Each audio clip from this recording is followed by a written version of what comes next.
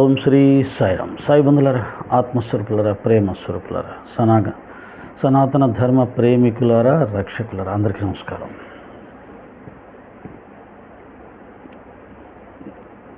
మనమందరం సంతోషించదగిన విషయం ఒకటి జరిగింది ఈ వారం రోజుల్లో. అదేమిటి అంటే, సాయిబాబా గారి తరపున బలంగా నిలబడి తన వాదనని వినిపిస్తూ, తాను సాయి భక్తుడు కాకపోయినా బాబాగారి తత్వానికి ఆకర్షించబడి భారతదేశానికి సాయిబాబా గారి తత్వము ప్రబోధాలే శిరోధార్యమని, భారతదేశంలో ఉన్న అన్ని మతాల వారు కలిసిమెలిసి అన్నదమ్ముల్లా జీవించడానికి సాయి తత్వం ఒక్కటే ఉపయోగపడుతుందని, భారత సమాజానికి శాంతి సౌభ్రాతృత్వాలు సాయి తత్వం వల్లనే లభిస్తాయని, భిన్న మతాలతో, భిన్న భాషలతో, భిన్న సంస్కృతులతో ఉన్నటువంటి భారతదేశం శాంతితో ఉండాలి అని అంటే అన్ని మతాల వారు పరస్పరం గౌరవించుకుంటూ జీవించాలని, దానికి సాయి తత్వం ఒక్కటే సంపూర్ణంగా దోహదపడుతుందని, అటువంటి విశాల దృక్పథం కలిగినటువంటి సాయి తత్వాన్ని రక్షించుకోవాలని సాయిబాబా గారి తరపున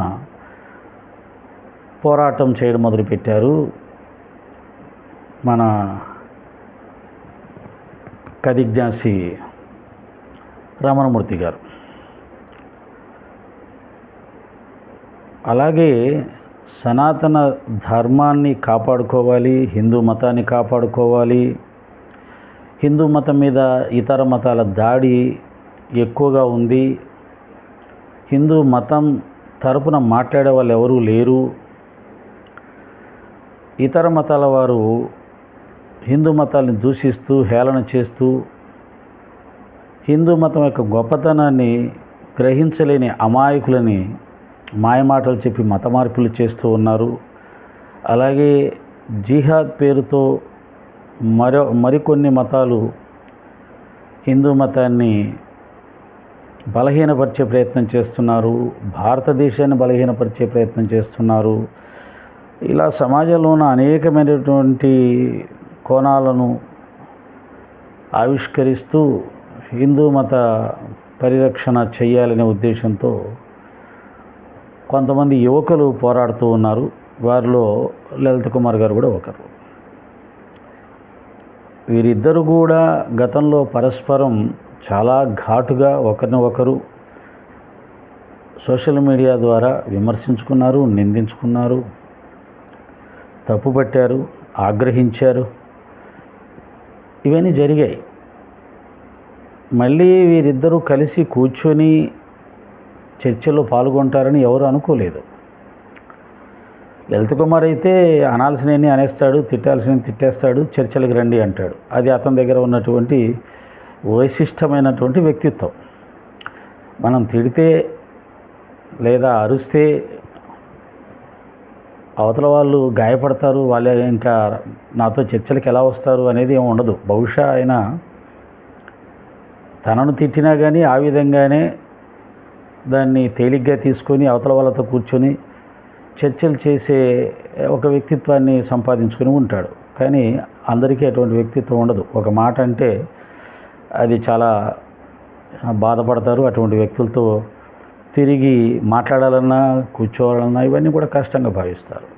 ఇది మనసు యొక్క లక్షణం. అలా మనం వీరిద్దరూ పరస్పర ఉత్తర దక్షిణ ధృవాలు లాంటి వాళ్ళు. నిజానికి నేను లలిత్ కుమార్ గారితో చర్చలకు వెళ్తానని రమణమూర్తి గారు నాతో అటువంటి వారితో చర్చలు ఏం బాగుంటుంది అన్నట్టుగా ఆయన అభిప్రాయాన్ని కూడా వ్యక్తం చేశారు. అలాగే చాలా టీవీ ఛానల్లో ఆయన అభిప్రాయాన్ని వ్యక్తం చేశారు. మేము ఈ చర్చలు ఇవన్నీ మాకు అలవాట్లేదు కాబట్టి ఎవరన్నా ఏదన్నా పరుషంగా మాట్లాడితే ఇబ్బందిగా ఫీల్ అవుతాం. అటువంటి వాళ్ళతో కూర్చోడానికి కూడా కొంత మనసు ఇష్టపడదు. మాకు అలవాటు లేని వ్యవహారాలు ఇవన్నీ కూడా. కాబట్టి రమణమూర్తి గారు కూడా అటువంటి వారే. కానీ ఈ మధ్య ఆయనకి నెమ్మదిగా చాలా టీవీ ఛానల్స్లోకి వెళ్ళి మాట్లాడడం అలవాటు చేసుకున్నారు కాబట్టి అలవాటు అయి ఉండొచ్చు. ఆశ్చర్యంగా ఆయన బీఆర్కే ఛానల్ అనుకుంటాను, లేదా కేఆర్కే ఛానల్, ఏదో ఒక ఛానల్. ఆ ఛానల్లో చక్కగా అకస్మాత్తుగా లలిత్ కుమార్ గారు, రమణమూర్తి గారు ఇద్దరు కూర్చొని మన సనాతన ధర్మం మీద, చివరిలో సాయిబాబా గారి మీద ఓ 10 minutes అనుకుంటాను, 1:40 ఇద్దరు పరస్పరం పక్కపక్కనే కూర్చొని ఒకరినొకరు గౌరవించుకుంటూ చాలా చక్కగా వారి వారి అభిప్రాయాలని తెలియజేసినటువంటి దాన్ని చూసినప్పుడు ఆశ్చర్యపోయాను, ఆనందపడ్డాను. శుభపరిణామమే కదా. విద్వేషాలు, కోపాలు శాశ్వతంగా ఉంచుకోకూడదు. అవి ఆ యొక్క విషయం మీద ఉండాలి, వ్యక్తుల మీద ఉండకూడదు. బహుశా వారిద్దరు కూడా అటువంటి అవగాహనతో కూడిన వ్యక్తిత్వం ఉండటం వల్ల పరస్పరం దూషించుకున్న విషయాలు మర్చిపోయి మళ్ళీ కలిసి కూర్చొని ఎవరి వాదనలు వారు చక్కగా వినిపించారు. దాంట్లో ఒకరు గెలిచారు, ఒకరు ఓడారనేది ఏమీ లేకుండా కేవలం వారి వారి అభిప్రాయాలని వ్యక్తపరిచారు చాలా హుందాగా. ఇది చాలా శుభపరిణామం. ఏ విషయాలైనా ఇలా తీసుకోవడం నేర్చుకోవాలి. మనకు అలవాటు లేదు, అలవాటు చేసుకోవాలి.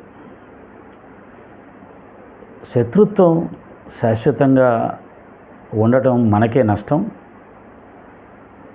కనుక శత్రుత్వాన్ని మిత్రుత్వంగా మార్చుకునే అవకాశాలు ఏమైనా ఉంటే వాటిని మనం ఆచరించే ప్రయత్నం చేయాలి. ఎవరు పూర్తిగా చెడ్డవాళ్ళు కాదు, ఎవరు పూర్తిగా మంచివాళ్ళు కాదు, ఎవరు పూర్తి జ్ఞానులు కాదు, ఎవరు పూర్తి అజ్ఞానులు కాదు.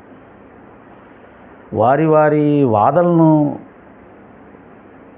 నిజమని నిరూపించుకోవడానికి చేసే ప్రయత్నం కావచ్చు, వారి పోరాటం విజయవంతం కావడానికి చేసే ప్రయత్నం కావచ్చు, రకరకాల పద్ధతులు ప్రయోగిస్తూ ఉంటారు.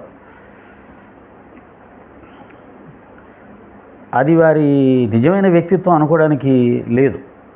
అది యుద్ధం గెలవడానికి అనేక రకాల ప్రయత్నాలు చేస్తుంటారు. అది వారి వ్యక్తిత్వం అనుకోవడానికి వీల్లేదు. కనుక వారిద్దరి యొక్క సమావేశాన్ని చూశాను, ఆనందించాను. ఇదే జరగాలి. రేపు సాయి భక్తులైనా, ఒకవేళ నేనైనా, ఇంకొకరైనా లలిత్ కుమార్ గారితో కూర్చొని మాట్లాడే అవకాశం వచ్చినప్పుడు దానికి సిద్ధపడాలి. లేదా భరతవర్ష గారు, లేదా భాస్కర్ కిల్లి గారు, కరుణాకర్ సుగుణ గారు, ఇంకా ఎవరైనా సరే వాళ్ళు చర్చల్లో కూర్చున్నప్పుడు నేను గ్రహించింది హుందాగానే కూర్చుంటారు, హుందాగానే మాట్లాడతారు. వాళ్ళ వాదన నిరూపించుకోవడానికి అన్ని ప్రయత్నాలు చేస్తారు. వారికి ఉన్నటువంటి జ్ఞానాన్ని పూర్తిగా ఉపయోగిస్తారు. చర్చలంటే అలాగే ఉంటాయేమో. తమ వాదన పటిమతో అవతల వారిని ఓడించటం, దాని సత్యాసత్య నిరూపణ అని కూడా అంటారు. బహుశా అవతల వ్యక్తికి తాను తెలుసుకున్నటువంటి సత్యాన్ని, తను నమ్మిన సత్యాన్ని ఇలాంటి వాదనలో కూర్చొని ఆ విషయాలన్నీ, తను అనుకున్న విషయాలు, నమ్మిన విషయాలు, తన దగ్గర ఉన్న జ్ఞానం, దాన్ని అంతా కూడా ఉపయోగించి అవతల వాళ్ళని నోరు పంపించడం, ఓడగొట్టడం కూడా అందరికీ రాదు. అది ఒక లాయర్ ఓడిపోయాడంటే అతని కేసు ఓడిపోయిందని, లేదా అతను ఎవరి తరఫున వాదించాడో ఆ వ్యక్తి ముద్దాయి అని కాదు. ఒక్కోసారి అతను ముద్దాయి కాకపోయినా, నిజాయితీపరుడైనా, అతను ఏ తప్పు చేయకపోయినా, అతని తరఫున వాదించినటువంటి లాయర్ కనుక అంత పెద్దగా జ్ఞానం లేకపోతే, న్యాయశాస్త్రం మీద పట్టు లేకపోతే, వాదన పటిమ లేకపోతే అతను ఓడిపోతాడు. అతను ఓడిపోయాడని చెప్పి అతని కక్షిదారుడు నేరస్తుడని కాదు. అతను నేరస్తుడు కాకపోయినా ఇతని దగ్గర ఆ సామర్థ్యం లేకపోవడం వల్ల ఓడిపోయే అవకాశం ఉంటుంది. అలాగే ఈ ఆధ్యాత్మిక లేదా మత సంబంధ విషయాల్లో కూడా చర్చలు చేసేటప్పుడు మన దగ్గర సత్యం ఉన్నా, మనదే నిజమైన మార్గం అయినా సరే, దానికి కావలసినటువంటి జ్ఞాన పటిమ, ఆ ఉన్నటువంటి జ్ఞానాన్ని వ్యక్తపరిచే విధానం, సందర్భానుసారంగా ఇవన్నీ కూడా మళ్ళీ ఉండాలి. దీన్నే తర్కశాస్త్ర నైపుణ్యం అంటారు. కాబట్టి ఇక్కడ ఓడిపోయినంత మాత్రాన వారి తరపున ఉన్న వారు ఆచరించే మార్గం కానీ, వారు నమ్మిన సిద్ధాంతం కానీ అది కూడా ఓడిపోయిందని కాదు. ఇక్కడ ఓడిపోయింది ఎవరంటే ఆ వ్యక్తి. అలా కూడా ఉంటుంది. సరే, వీళ్ళిద్దరూ చేసినటువంటి ఆ చర్చల్లో నాకు తెలిసి ఎవరి వాదనలు వారు వినిపించారు. 2 వాదనలు నిజమే అనిపించాయి. లాస్ట్లో మాత్రం లలిత కుమారి గారు తన సహజంగా బాబా గారు భయంకరమైనటువంటి మతోన్మాది అయినటువంటి ఆ అర్థం వచ్చేలాగా బాబా గారు ముస్లిం మత అభిమాని, అలాంటి మత ఛాందస్సవాదంతో కూడినటువంటి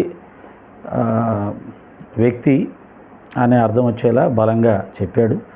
ఇంకా దాని గురించి ఆయన రమణమూర్తి గారు ఏం మాట్లాడలేదు, ఒక నవ్వు వదిలేశారు.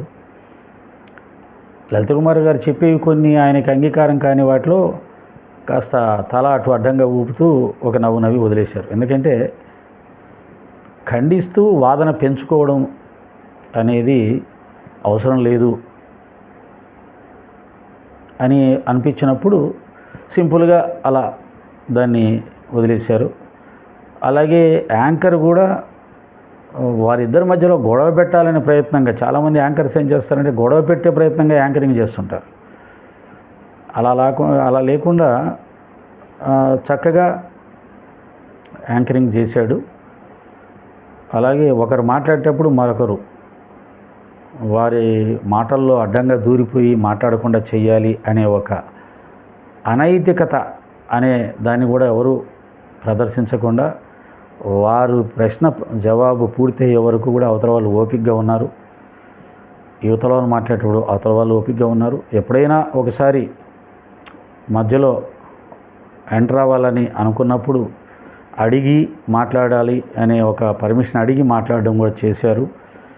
ఇలా చర్చలు జరిగితే ఎంతసేపు అయినా చర్చలు చేయొచ్చు. అందుకనే 1:40 నిమిషాలు చర్చలు చేయగలిగారు వాళ్ళిద్దరు కూడా. ఈ ఓపిక ఉండాలి. మాట్లాడే వాళ్ళలో, చర్చలో పాల్గొనే వాళ్ళలో ఆ సహనం ఉండాలి, అవగాహన ఉండాలి, మెచ్యూరిటీ ఉండాలి. వాళ్ళిద్దరి యొక్క సమావేశం జరగడమే నాకు ఆనందకరం. పరస్పరం ఒకరిని ఒకరు గౌరవించుకుంటూ ఒక ఛానల్లో కనిపించడం వల్ల 2 వర్గాల వారికి కూడా ఒక మనశ్శాంతి కలుగుతుంది. వారిద్దరి మధ్యలో కూడా ఒక చిన్న స్నేహం ఏర్పడుతుంది. భవిష్యత్తులో ఒకరిని ఒకరు ఘాటుగా విమర్శించుకునే అవి కూడా తగ్గిపోతాయి. అవసరమైతే ఫోన్ చేసి మాట్లాడుకునే అవకాశం కూడా ఏర్పడుతుంది. ఇలాంటి వాతావరణమే కావాలి సమస్య పరిష్కారానికి.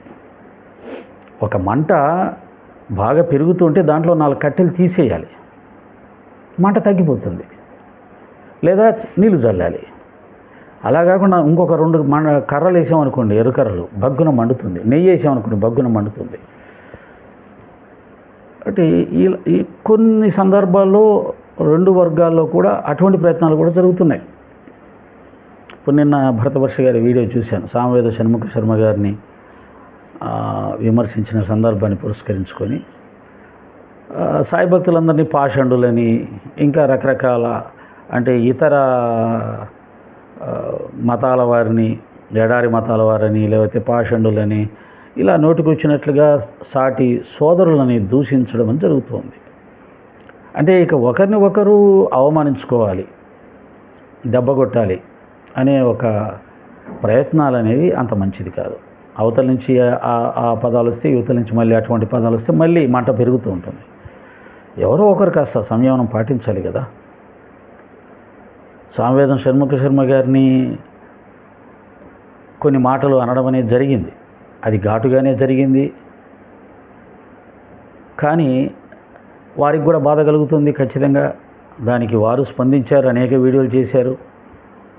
ఇంకా చెప్పడానికి వీల్లేనట్టుగా రారా పోరా అనే పదాలతోటి ఆ వీడియోలు బయటకు వచ్చేసాయి.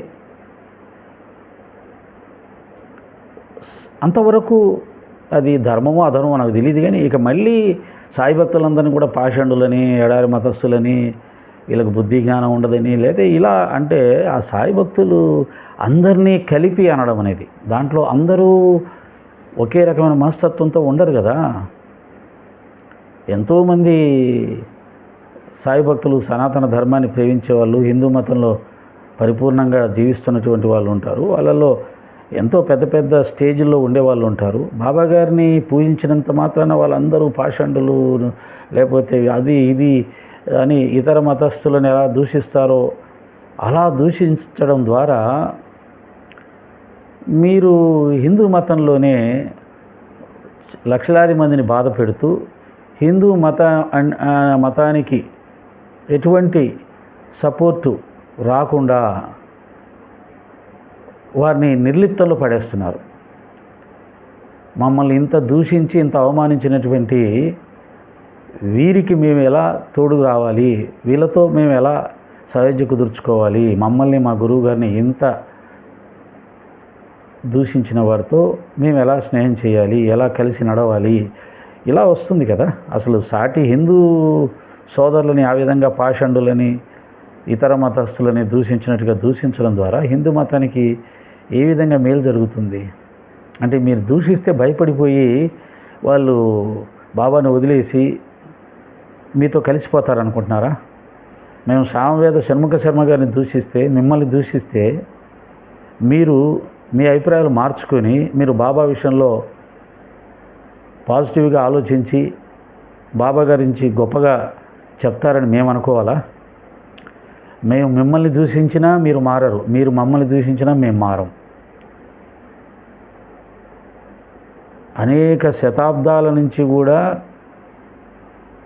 శైవ మతం వైష్ణవ మతం ద్వేషించుకున్నాయి, కానీ ఏ మతము కూడా తగ్గలేదు, ఏ మతం కూడా కనుమరుగవ్వలేదు. ఈనాటికి ఆ మతాలు అలాగే స్థిరంగా తలెత్తుకొని నిలబడి ఉన్నాయి, కలిసిమెలిసి జీవిస్తున్నాయి. కానీ ఆనాటి ఆ ద్వేషం వల్ల, ఆ గొడవల వల్ల ఎంతోమందికి గొప్ప నష్టం జరిగి ఉంటుంది. కానీ ఈరోజు మాత్రం అందరూ కలిసే జీవిస్తున్నారు, ఎవరు ఎవరిని ఏమీ చేయలేకపోయారు. కాబట్టి బాబాగారి భక్తుల్ని కూడా మీరు ఏమీ చేయలేరు. ఏదైనా కూర్చొని మాట్లాడితే ఏదైనా మీరు కోరుకునే చిన్న చిన్న మార్పులు ఏమైనా వచ్చే అవకాశం ఉంటుంది. కానీ ఇలా రెచ్చగొట్టడం ద్వారా, ద్వేషించడం ద్వారా మీరేమీ చేయలేరు. అలాగే సాయి భక్తులను మేము కూడా మిమ్మల్ని ద్వేషించడం ద్వారా, మిమ్మల్ని దూషించడం ద్వారా, మీకు సపోర్ట్ చేసే వాళ్ళని దూషించడం ద్వారా, ద్వేషించడం ద్వారా మీ అభిప్రాయాలను కూడా మేము మార్చలేము. ఎందుకు ఇలా జరుగుతుంది? ఎందుకు కూర్చొని మాట్లాడుకోకూడదు? ఎందుకు అసలు ఎవ్వరు ఆలోచన చేయట్లేదు? అందరం హిందువులమే కదా. ప్రపంచంలో మొట్టమొదటి సంతతి హిందూ సంతతి, లేదా సనాతన ధర్మ సంతతి, లేదా భారతదేశం. ఈ ప్రపంచంలో మొదటి దేశం భారతదేశమే అని మనం నమ్ముతాం. మన జాతి ఈనాడు ప్రపంచంలో 3వ స్థానంలో ఉన్నాం. ఆ 3వ స్థానంలో కూడా ఎంతమంది నికార్సైన హిందువులు అంటే చెప్పడానికి లేదు. పర్సెంటేజ్ లీస్ట్గా ఉంటుంది. కేవలం హిందూ మతాన్ని ప్రాణప్రదంగా ప్రేమించే వాళ్ళు లీస్ట్గా ఉంటారు. హిందూ మతంకి ఏమన్నా అవుతుందంటే అని పట్టించుకోకుండా ఉండేవాళ్ళే ఉంటారు. ఎందుకు వచ్చింది ఈ పరిస్థితి? అవన్నీ ఎన్నో ఉన్నాయి మన దాంట్లో. కులాలు, వర్గాలు, ప్రాంతాలు, భాషలు, ఈ భేదాల వల్ల హిందూ మతం బలహీనంగా ఉంది. ఇప్పుడు మళ్ళీ హిందూ మతంలో ఉంటున్నటువంటి వారిని ఒక గురువును ఆరాధిస్తున్నారని, ఆ గురువు మన సనాతన దైవాల కంటే కూడా ఎక్కువగా ఆరాధిస్తున్నారని,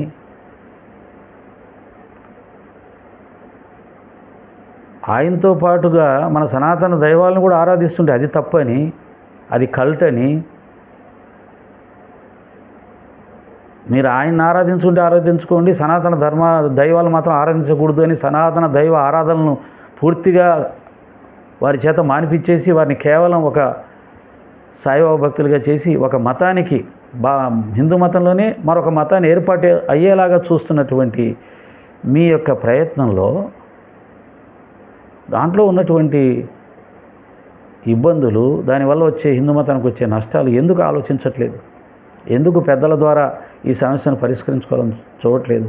ఎందుకు మంట రాజేయాలని చూసుకుంటూ పోతున్నారు? ఈ మంట ఆగిపోతే మన యూట్యూబ్ ఛానల్ నడవా? ఈ మంట ఆగిపోతే మన వ్యూవర్స్ తగ్గిపోతారా? మనకు యూట్యూబ్ ఛానల్ నడవడం ముఖ్యమా? వ్యూవర్స్ ఎక్కువ ఉండడం ముఖ్యమా? లేదా ఇంకో రకంగా ప్రయోజనాలు కలగడం ముఖ్యమా? హిందూ మతం బలహీనపడకుండా, చీలకుండా, మరొకసారి చీలిపోకుండా, వైషమ్యాలు పెరగకుండా చేయడం ముఖ్యమా? ఈ దశగా కూడా ఎందుకు ఆలోచించట్లేదు? ఒక చిన్న మాట అనగానే నోటికొచ్చినట్లుగా దూషించేయడం, దానివల్ల సౌహృద్భావం ఏర్పడుతుందా? దానివల్ల చర్చలు జరిగే అవకాశం ఉంటుందా? సాయిరామ్.